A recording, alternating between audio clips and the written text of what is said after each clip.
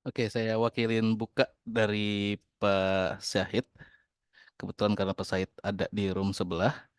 Ini kebetulan ketua sidangnya sudah hadir juga, Pak Novi Dianatas ya. Halo Pak Nov.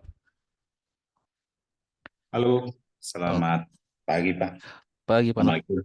Waalaikumsalam warahmatullahi wabarakatuh. Oke, Pak Novi mau buka sebagai ketua sidang atau diwakilkan?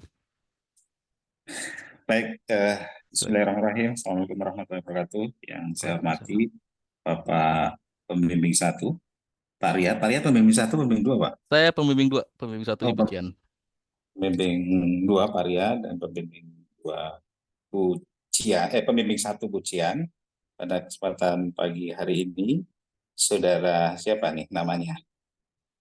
Kian, siapa tadi namanya Pak? Riman, Pak. Nuriman Pak, bukan Kian Santang. Saudara Riman akan mempresentasikan tugas akhirnya. Nah, saudara Riman, silakan langsung saja presentasi, nanti dilanjutkan dengan tanya jawab oleh para penguji.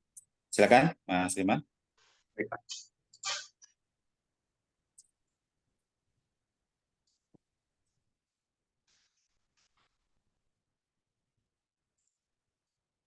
Assalamualaikum warahmatullahi wabarakatuh. Kenalkan, nama saya Nur Iman. Di sini yang terhormat Ketua Sidang Pak Novidia Natasha Eskom MMSI. Penguji 2 Bapak Amros Magnus Rudolf Mekeng STMT. Pembimbing 1 Bucian Ramadona Hasoltin Eskom Mkom. Pembimbing 2 Pak Riyad Sahara SSI MT. Di sini saya ingin mempresentasikan jurnal saya yang berjudul Sistem Monitoring Topologi Jaringan Load Balancing berbasis Open Source Zabbix. Nah, pendahuluannya yang pertama, monitoring sangat dibutuhkan di lingkungan teknologi informasi. Dengan memonitoring kita bisa mendapatkan informasi mengenai kondisi perangkat di lingkungan IT. Karena kerusakan sistem tidak dapat diprediksi, tanpa sistem monitoring, kerusakan sistem yang memungkinkan terjadi down pada sistem akan membuat proses perbaikannya menjadi memakan waktu. Lalu penelitian ini akan membahas tentang monitoring topologi jaringan load balancing. Load balancing ini merupakan metode untuk membagi beban kerja pada server untuk mengoptimalkan kinerja server. Nah, ini juga bisa membagi beban kerja server. Nah, jadi jika ada server yang mengalami masalah lalu mati, maka load balancing akan mengalihkan beban kerja dari server yang mati ke server yang aktif sehingga dapat menghindari down system. Karena sistem masih berjalan seperti biasa, kita jadi tidak mengetahui bila ada server yang mati, dan jika dibiarkan terus-menerus, maka server yang aktif akan mengalami overload lalu bisa mati sehingga terjadi down pada sistem. Karena permasalahan tersebut, dibutuhkan sistem monitoring yang dapat memantau kondisi beban kerja dari jaringan load balancing, dan juga untuk memonitoring kondisi server apakah ada yang mati atau tidak. Nah, yang terakhir adalah aplikasi yang digunakan adalah Zabbix. Nah, saya memilih Zabbix karena sebelumnya ini materi waktu saya kerja praktek juga, jadi saya sudah familiar. Yang kedua karena gratis, dan yang ketiga karena dashboardnya sangat informatif. Nah, ini tujuan penelitiannya. Yang pertama, membangun sistem monitoring untuk memudahkan monitoring jaringan load balancing. Lalu yang kedua, mendapatkan informasi grafik penggunaan hard disk, memori, prosesor, dan beban jaringan server yang dimonitoring. Ini jurnal acuannya. Yang pertama, jurnal tentang load balancing yang ditulis oleh Rini Nuraini tahun 2020. Nah, ini berisi bagaimana kinerja load balancing dalam membagi beban server untuk mengoptimalkan kinerja server. Lalu jurnal keduanya ditulis oleh Sulasno dan Rahmat tahun 2020. Nah, ini menjelaskan tentang penggunaan Zabbix server untuk melakukan monitoring sistem dan beban jaringan. Lalu, nilai pembaruannya di sini adalah membahas solusi untuk monitoring jaringan load balancing sehingga mendapatkan informasi tentang kondisi jaringan load balancing. Nah, ini metodenya yang digunakan adalah NDLC atau Network Development Life Cycle. Nah, yang pertama adalah analisa jaringan load balancing perlu dimonitoring untuk memastikan berjalan dengan baik dan mendapatkan informasi kondisi terkini server. Lalu desain. Nah, desain ini kita nanti melakukan desain topologi untuk mensimulasikan dan mengimplementasikan sistem monitoring. Nah, di sini simulasi dan implementasi dilakukan bersamaan, yaitu melakukan proses instalasi Linux dan Zabbix server. Lalu melakukan monitoring Zabbix server, apakah mampu monitoring jaringan load balancing. Nah, yang terakhir ada manajemen Zabbix sehingga bisa berjalan dengan baik. Jadi jika ada kebutuhan baru, kembali ke analisis dan melakukan status seperti sebelumnya. Nah, di sini adalah desain topologi implementasinya. Jadi di sini ada Zabbix server. Di sini ada Zabbix server, nanti dia akan memonitoring server load balancer-nya dan 2 server yang nanti terhubung ke load balancer-nya. Nah, di sini ada 4 klien untuk mengakses server ini melalui load balancer-nya. Nah, nanti di sini kita lihat trafik jaringannya menggunakan PC administrator ini yang sudah disetting dashboard Zabbix-nya. Nanti kita bisa melihat di sini grafik jaringannya antara server load balancer dan 2 server lainnya. Selanjutnya di sini ada urutan instalasi Linux-nya. Yang pertama, kita pertama membuat bootable, lalu install Ubuntu server, pilih bahasa, pilih keyboard, konfigurasi interface network, lalu konfigurasi penyimpanan, profile, lalu ada update sampai nanti muncul tampilan login. Lalu kita melakukan login dengan user yang sudah kita buat sebelumnya. Nah, lalu selanjutnya adalah urutan instalasi Zabbix servernya. Yang pertama kita mendownload repository Zabbix-nya dari website Zabbix-nya. Kita melakukan instalasi Zabbix, melakukan update, instalasi Zabbix server, front-end agent dan database-nya, membuat database, mengimport script database, mengkonfigurasi database Zabbix, konfigurasi Zabbix front-end, melakukan restart Zabbix, melakukan konfigurasi pada web Zabbix-nya. Nah, nanti sampai kita bisa mengatur dashboard-nya. Nah, berikut adalah tampilan dashboard dari Zabbix yang sudah dikonfigurasi.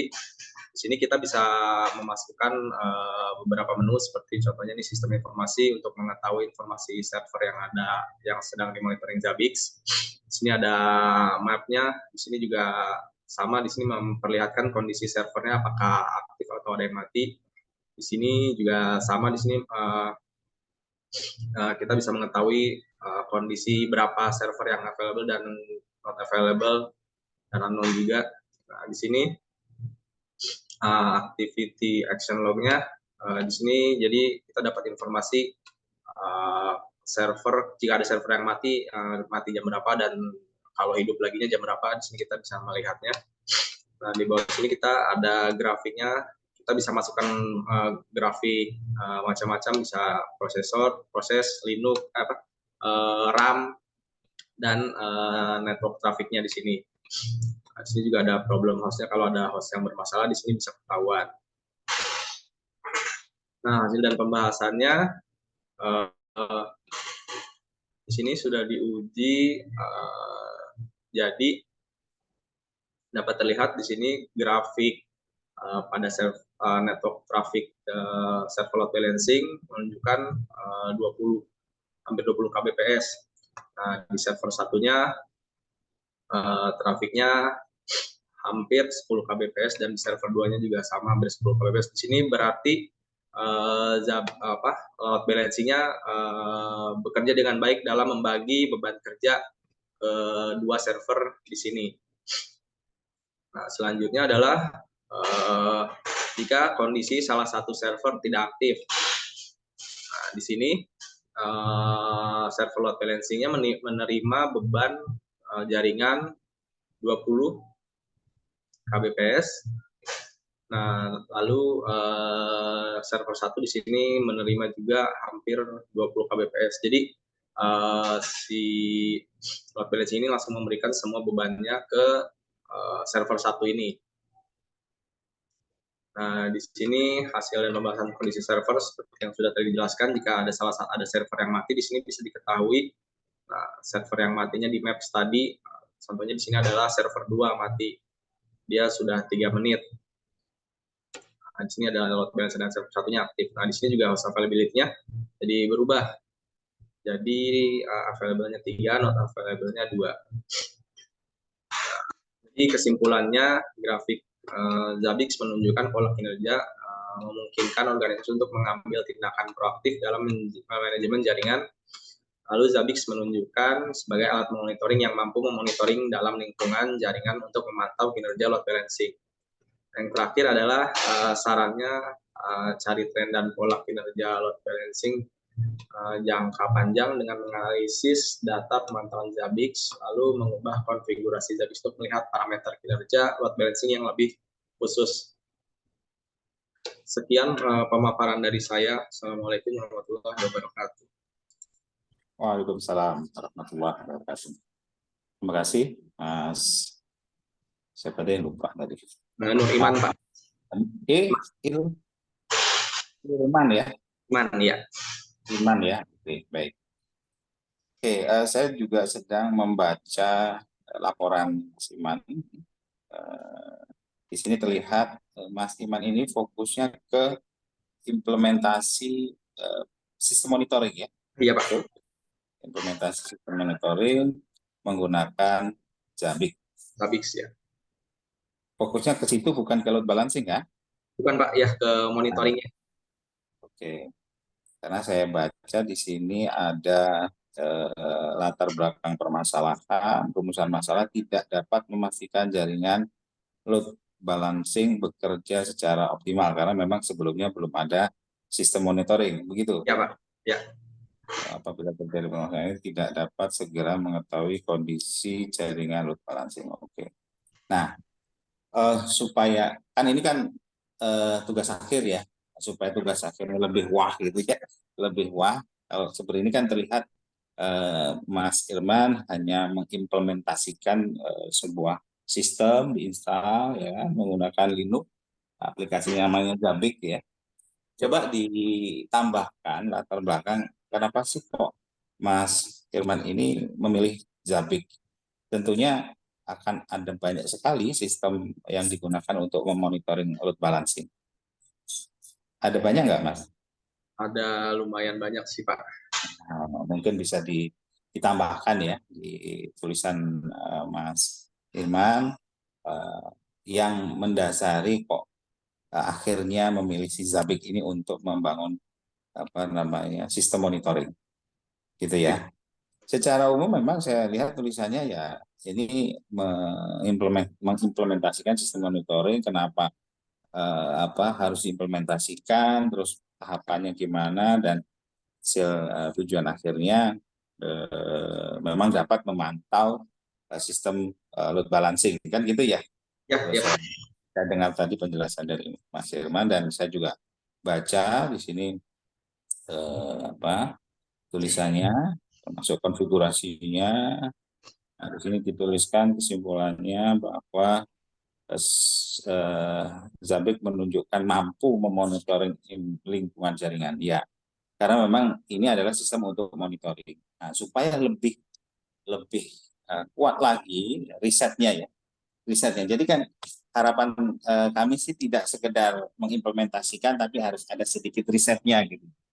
Ya ini oke, riset, saya implementasi ini Pak, riset sambil saya riset, oke, tapi ada riset pendahuluan sebelum Anda menentukan Zabbix ini, ada ya mungkin studi literatur, baca-baca, oh ini ada sistem monitoring nih, ini sudah diimplementasikan hasilnya seperti ini, terus ini juga ada hasilnya seperti ini, sehingga mengerucut ke Zabbix, gitu ya Mas ya. Terus karena secara umum tulisannya sih oke dalam kerangka ini ya, menulis tugas akhir. Cuma yang tadi saya hanya ingin menekankan ada tambahan apa ya, supaya ada nilai risetnya, tambahkan yang tadi. Plus ini, kalau di sini load balancing terkait server ya, ada 2 server. Kalau satu server mati, maka server yang lain akan aktif kan gitu ya, betul nggak? Ya.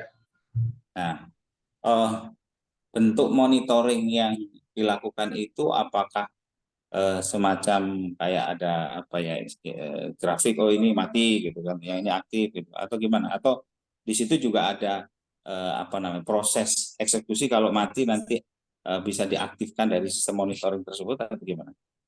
Oh, kalau itu tidak bisa Pak. Jadi sistem monitoring ini hanya memberitahu kalau ada server yang mati. Jadi nanti bisa langsung ditangani dengan cepat. Nah, oke. Pemberitahuan itu apakah bisa via email, bisa kan gini ya.